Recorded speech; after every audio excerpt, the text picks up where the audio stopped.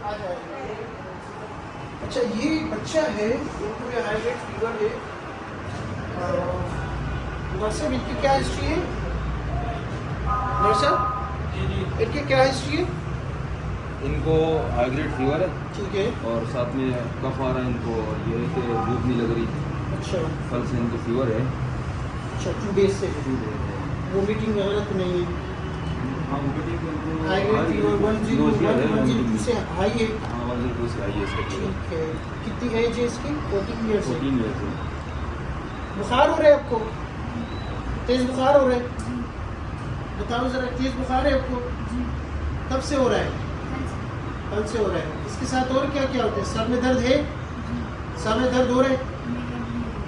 अच्छा अच्छा, और साथ में जोड़ों में दर्द हो रहा है? यहाँ टांगों में दर्द है नीचे। उल्टी वगैरह तो नहीं हुई है? टांगों में दर्द हो रहा है, शदीद हो रहा है। चक्कर तो नहीं आ रहे? चक्कर आ रहे कभी कभी आ रहे हैं। ठीक है, सही है। बहुत सारे बच्चे जो है वो हाई ग्रेड फीवर के साथ आए, बड़े आए हैं। और इस वक्त क्योंकि मौसमी बुखार बहुत ज़्यादा है और साथ में मलेरिया और डेंगू बहुत ज़्यादा फैला हुआ है।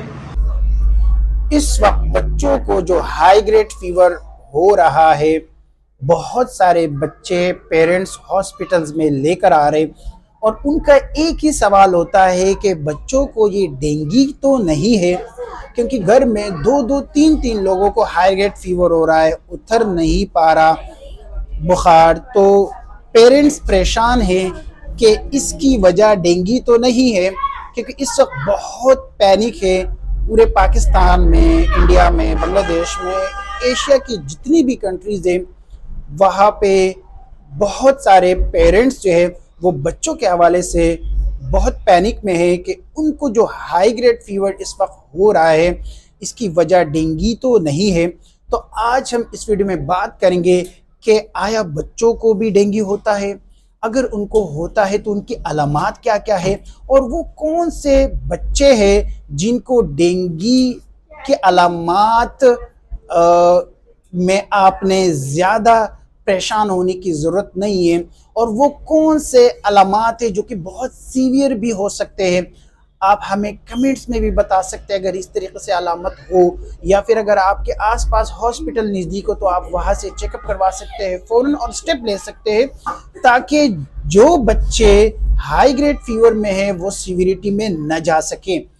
हम इस वीडियो में बात भी करेंगे कि वो कौन से बच्चे हैं जो डेंगू की बुखार से महफूज रहते हैं, उन पे भी हम बात करेंगे। शॉर्ट सी वीडियो है, आप सब ने सुननी है, क्योंकि जितने भी पेरेंट्स इस वक्त पैनिक में हैं उनके लिए ये एक छोटा सा मैसेज है कि आपने बच्चों के अलामात घर में खुद पहचानने हैं। अगर वो सीवियर अलामात है तो आपने डॉक्टर से रब्ता करना है, और अगर वो सीवियर अलामात नहीं है तो आपको परेशान होने की ज़रूरत नहीं है। और वो बच्चे जिनको डेंगू की यानी डेंगू से वो महफूज रहते हैं, उन पे भी हम इस वीडियो में बात करेंगे। मैं डॉक्टर शाहिद, मैंने डाउ यूनिवर्सिटी ऑफ हेल्थ साइंसेज से MBBS की है, पीडियाट्रिक्स में मैंने MCPS की है। इस वक्त मैं गवर्नमेंट हॉस्पिटल में as a medical officer services दे रहा हूँ। और जितने भी बच्चे इस महीने में आए, सबसे ज़्यादा पेरेंट्स का एक ही सवाल था कि बच्चों को 2-2, 3-3 बच्चे घर में बीमार है, बुखार हुआ है, उतर नहीं पा रहा, ये अलामत डेंगू की तो नहीं है। तो हम शुरू करते हैं कि अगर आपके बच्चों को तेज़ बुखार हो रहा है और वो बुखार जब आप इनको पैरासीटामोल दे देते हो वो उतर जाते हैं, लेकिन फिर चढ़ता है और बहुत हाई ग्रेड फीवर में जाता है, तो ये अलामत आपने नोट करनी है कि ये डेंगू की अलामत इन दिनों में हो सकती है। बच्चों को जब भी तेज बुखार होते हैं उनका सर बहुत शदीद गर्म होता है और इनके बाकी जो नीचे बॉडी पार्ट्स होते हैं वो अक्सर ठंडे रहते हैं। तो पेरेंट्स का एक ही सवाल होता है कि इतना तेज बुखार सर में है और थर्मोमीटर में अक्सर वो नोट नहीं हो पाता, या बहुत ज़्यादा नोट भी अक्सर होता है जब बच्चे बहुत ज़्यादा गर्म यानी कपड़े पहने हुए होते हैं, तो उस वक्त थर्मामीटर में थोड़ा शो ज़्यादा होता है। तो आपको इतना पैनिक की ज़रूरत नहीं है। अगर वो बुखार 103, 104 तक भी जाता है तो कोई ऐसी परेशानी की बात नहीं है। आपके बच्चे का इस तरीके से इनको थोड़ा सा इनको थोड़ा सा बिठाइएगा।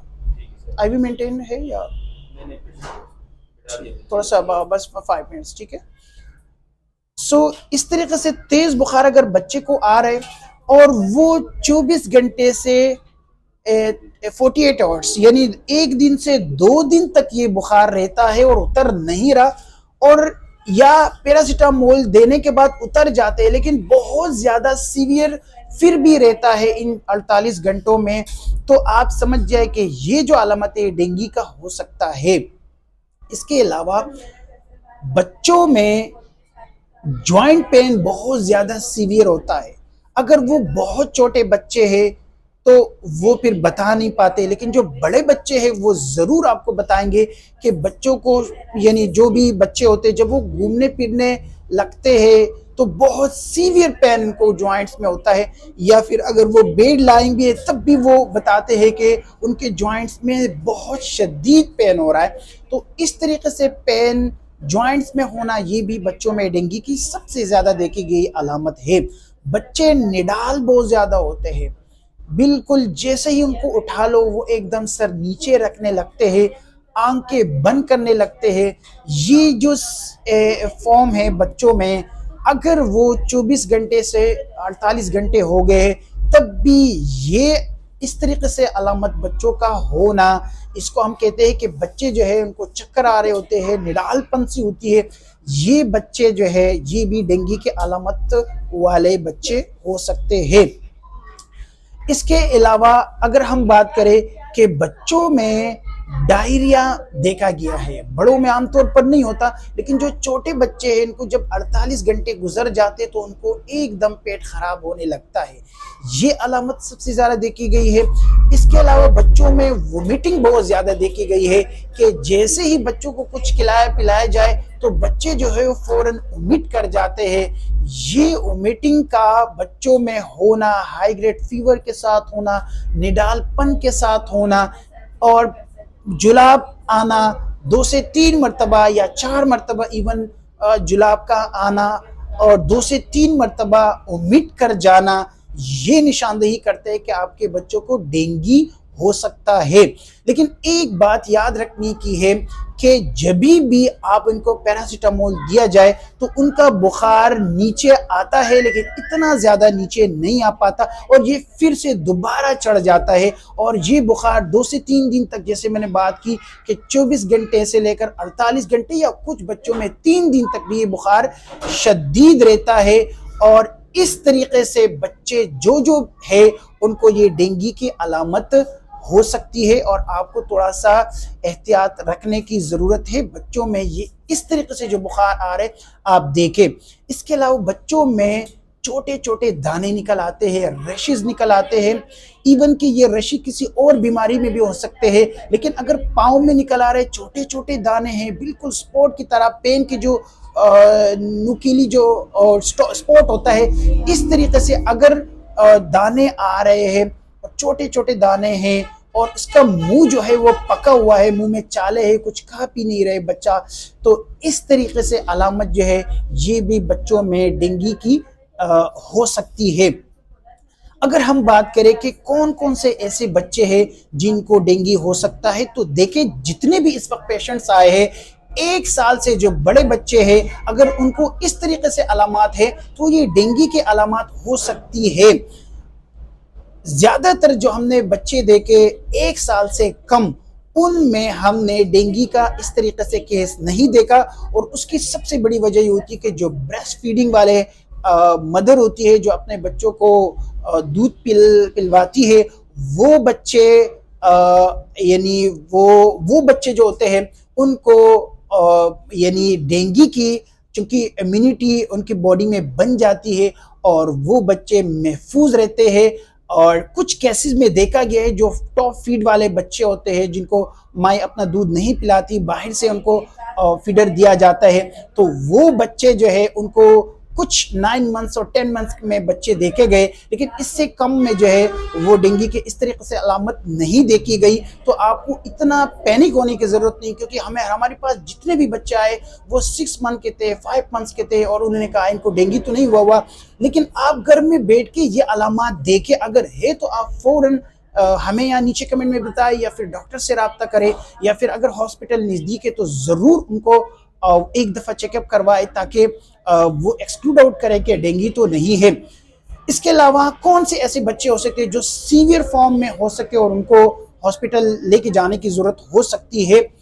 आपने ये देखना है, अगर बच्चा बहुत ज़्यादा निडाल हो गया है, वो कुछ खा पी नहीं रहा, तो ऐसे बच्चे ज़रूरत इस बात की उनको हॉस्पिटल लेके जाया जाए, क्योंकि उसको बहुत ज़्यादा ये ख़तरा होता है कि वो पानी की कमी हो सकती है और वो हाइपोवोलेमिक शॉक में जा सकते हैं, जिससे गुर्दे फेल हो सकते हैं, जिगर फेल हो सकता है, या फिर ब्रेन में जो है बच्चों को फिट्स आने लगते हैं ब्रेन की खून में सही तरीके से सप्लाई न होने की वजह से।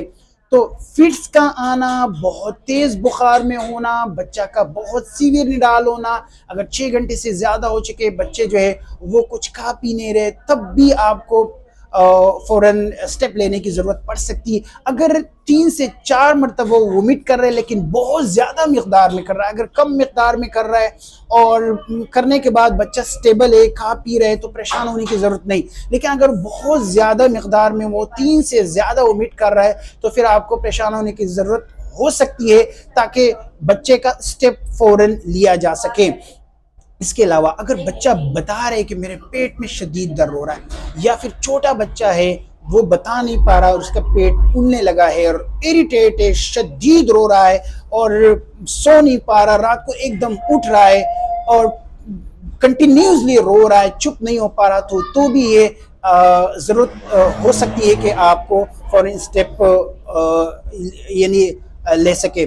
इसके अलावा अगर मैं कहूँ कि बच्चा जो है अगर वो पेशाब नहीं कर रहा, ये बहुत ज़रूरी पॉइंट है कि बच्चे ने अगर 3 से 4 मरतबा से ज़्यादा पेशाब नहीं किया है तो वो बहुत ज़्यादा ज़रूरी है कि डॉक्टर से रब्ता करें, क्योंकि बच्चों में जो हाइपोवोलेमिक शॉक के बच्चे होते हैं जिनमें डेंगू की वजह से या बुखार की वजह से पसीने निकल जाते हैं या वोमिट करते हैं या बहुत ज़्यादा जुलाब आने की वजह से बच्चों में पेशाब की मिक़दार बहुत कम हो जाती है। अगर पेशाब की मिक़दार कम होने लगे तो फ़ौरन स्टेप लेने की ज़रूरत पड़ सकती है। अगर बच्चे को 4 मरतबा से ज़्यादा जुलाब हो रहे और बेइंतहा से तेज़ आ रहा है, मतलब ये है कि अगर वो बार बार कर रहे, कम मिक़दार में है लेकिन बार बार कर रहे, या एक ही दफ़ा में कर रहे, 2 मरतबा कर रहे लेकिन बहुत सीवियर है या बहुत ज़्यादा आ रहा है या उसमें खून आने लगा है, तब भी ज़रूरत पड़ सकती है कि उनको स्टेप लिया जा सके। इसके अलावा बच्चों को अगर बहुत ज़्यादा दाने निकल आए या कहीं से खून निकल आया, नाक से खून निकल आया, उसके मुंह में कोई छाला निकल आया हुआ है जो वो कुछ खा पी नहीं रहा, या कई गम्स इसके डैमेज हो के मुंह में कई खून आपने देख लिया, या छोटे पेशाब में खून आ गया या बड़े पेशाब में खून आ गया, तब भी ज़रूरत पड़ सकती है कि उनको फ़ौरन जो है हॉस्पिटल ले जा सके। ज़रूरी नहीं है कि डेंगू भी हो, लेकिन इस तरीके से अलामात अगर आपने देख लिए बच्चों को तो फ़ौरन इसको हॉस्पिटल लेके जाने की ज़रूरत पड़ सकती है और फ़ौरन स्टेप लिया जा सकता है। और मैं ज़रूर इस बात को हर वीडियो में कहता हूँ कि कोई भी बच्चा जो है अगर वो बीमार हो गया है, अगर फ़ौरन स्टेप लिया जा सकते उसको 99% जो है उन बच्चों को सेव किया जा सकते हैं। डेंगू में जस्ट 1% बच्चे होते हैं जो कि सीवियरिटी में जाते हैं और वेंटिलेशन में खुदा न खास वो जा सकते हैं या किडनी फेलर हो सकते हैं, जिगर का फेल होना। एक और बात ज़रूरी है कि अगर बच्चों को जॉन्डिस हो गया है, पीलापन इसके आंखों में नज़र आया है, पेशाब में पीलापन आया है, तब भी ये डेंगू की अलामतों में हो सकता है और आपको फ़ौरन स्टेप लेने की ज़रूरत पड़ सकती है। तो मैं उम्मीद करता हूँ कि आपने ये वीडियो गौर से सुनी होगी। घर बैठे बच्चों को ऑब्ज़र्व करें, अगर इस तरीके से अलामात है तो हमें नीचे कमेंट्स में बताएं या फिर डॉक्टर से रब्ता करें। इंशाल्लाह नेक्स्ट वीडियो जो होगी वो बच्चों की यानी डेंगू की हिफाजती जो ट्रीटमेंट है उसमें हम बात करेंगे कि आपने घर में इस वक्त जितने भी बच्चे हैं उनको पहले से ही इलाज शुरू करवाए ताकि बच्चे जो है वो सीवियरिटी में न जा सके। Thank you very much.